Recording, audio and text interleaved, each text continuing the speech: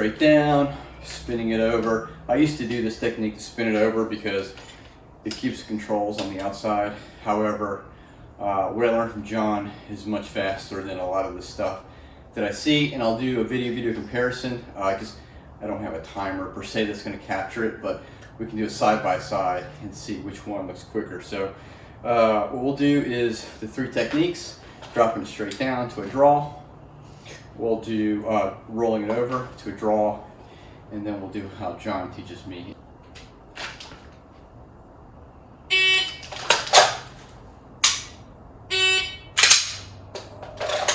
All right, pretty quick as we're dropping straight down. However, we do lose control of it and it might bang us in the jump, right? So let's do a couple more times, do an average speed, get the best run.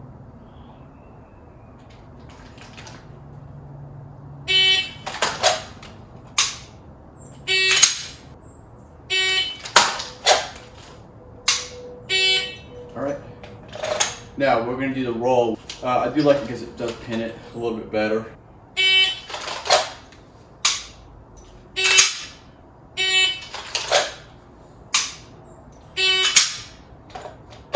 All right, so now I'll show you how to learn from John, and I'll explain what's different.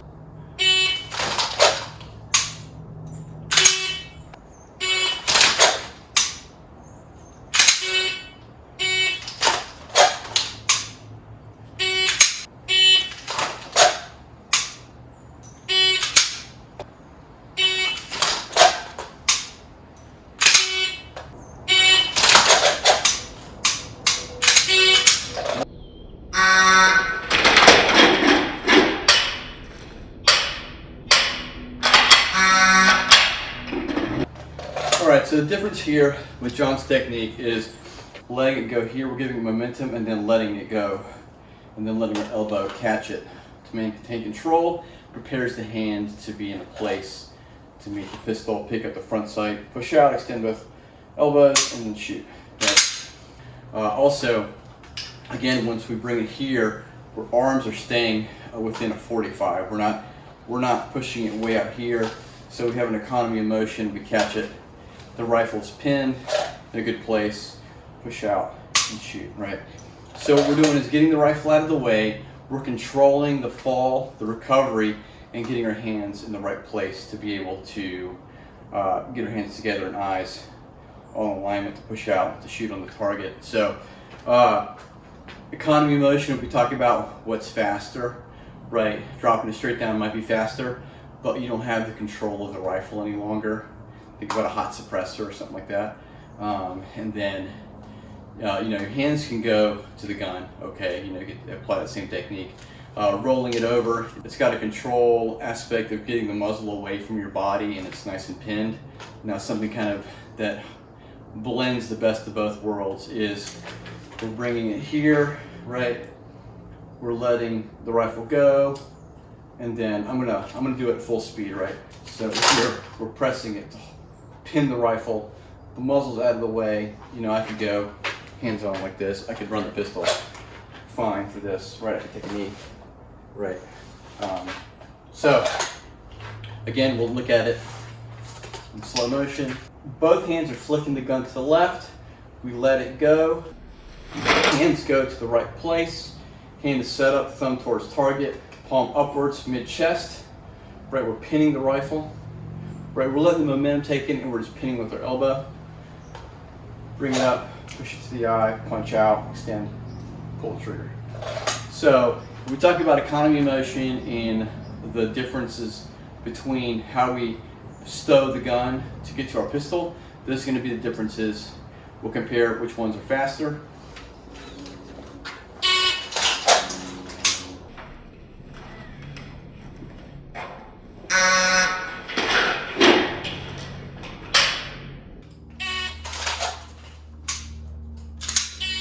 For a malfunction clearance, right, it's either you get a click or a mush. Click, tap, rag, bang, get back to work. If it's a mush, we're ideally going to be behind cover, maybe drop to a knee.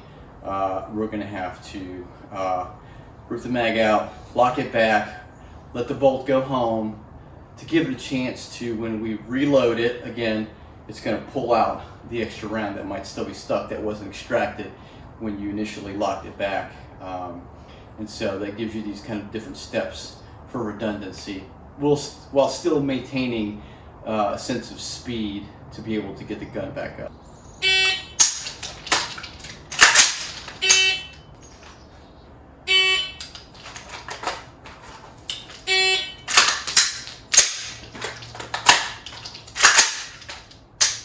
Just talking about transitioning from your rifle to your handgun, we can talk about the why would you transition to your handgun versus reloading, right? That's all situationally dependent. It's dependent on distance, right? In some cases, if you have a malfunction, or if you're quick on a reload and there's enough space or distance or cover, you can go ahead and just reload or fix the weapon. For malfunctions, we have a click or a mush.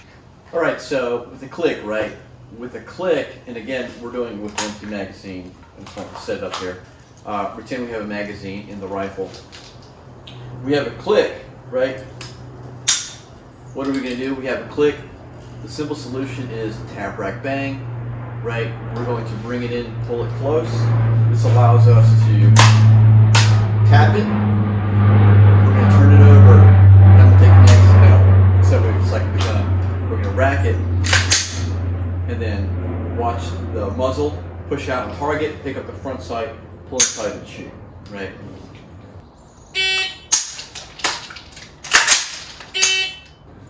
Malfunction clearance is dependent on that click or the mush. Now let's say we have a mush, right? A mush is an indicator of a more complex malfunction, whatever it may be. It doesn't matter. We got to think about click or mush. If we take those two paths and we tap, rack, bang, or we do the rip drill, it's going to solve like 99% of stuff. Otherwise, we're dealing with a broken part or a hard down, right? So with a mush, right? With a mush, what we're doing is pulling it back. Again, I will insert the mag for demonstration purposes. So again, we'll pull it in, we'll strip the mag, right? This is important, strip the mag. We can get rid of it. If it's our only mag, we might just drop it at our feet, right? Put it back in our gear, depending on the time you have. What I want to do is I want to rip the bolt back. Right at this point, if you can't physically do it, you might have to mortar it. I'd recommend closing in your stock. That way you don't crush your finger or jam this up or break your buffer tube. Collapse it, mortar it. But let's say we're able to sit there and pull this out, rack it forward. Okay. So now we've cleared the chamber of anything that's there. What we're going to do is we're going to let the bolt go home. Why are we doing this? Because we're going to proceed into a reload. Push pull, and then what we're going to do is we're going to rack it, right? In the case that there wasn't a magazine in there, the point is we're incorporating a tap, rack, bang. So we reload, rack it, and then we can go back to shooting. The point of letting the bolt go back home after we've cleared it is to give that extractor another chance to rip out whatever's stuck in there. If there's a casing stuck in there, it gives that other opportunity. If you've got a failure of the extractor or it's starting to go, that second time might help it get that other round out, right? So the two paths are click or mush, right? And click, tap, rack, bang, quicker than a reload, quicker than transition. The rip drill for the mush, and that might require a transition instead because of the distance, right? If I have to sit there and work a malfunction, I'm right out in the open within bedroom space, it's going to be quicker to do a reload. If I'm at 25 yards behind cover, I might be able to get that malfunction cleared out, reload it up, and then we can get the rifle back in the fight because that's our preferred weapon, right? So we'll do tap, rack, bang, right? And then what's going to happen is we'll check the speed on that, and then we'll do a rip drill. All right, one thing to mention why I'm bringing it down to here and pinning it, just like we do with the reloads. Again, this is with the mentality that we're doing this on the run. If you're running or moving on the move and you're shooting and you get a click, you know, we pull it in tight so we can do a tap, rack, bang. Don't maintain control while we're moving, right? A lot of the stuff you'll see is based on static shooting, and we want to be able to adapt this stuff to shooting on the move. In case, you know, you're not behind cover, you don't want to stand in the middle of an open space trying to work your rifle.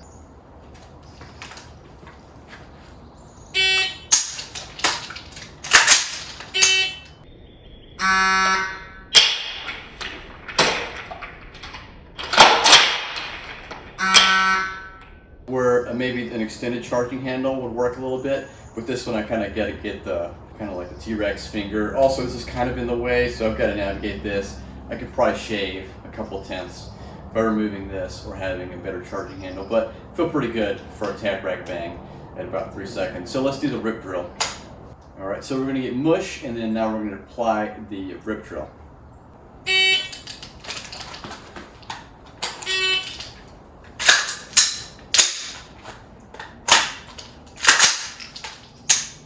Alright, so going to one knee does help with the elevation change. Gives you a little bit of more of a less of a target for the enemy, and ideally you'd be behind cover.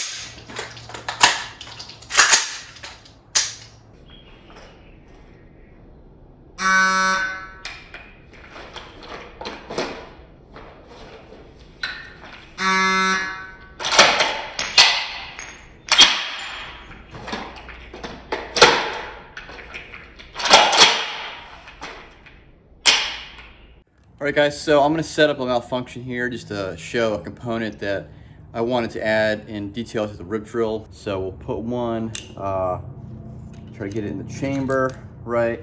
We're going to put one in the magazine, right? And we'll save that for a second. We're going to take this one, we're going to put it in the charging handle, as you can see. So we go ahead and sit it here. That round wants to stop, pop out. Go ahead and.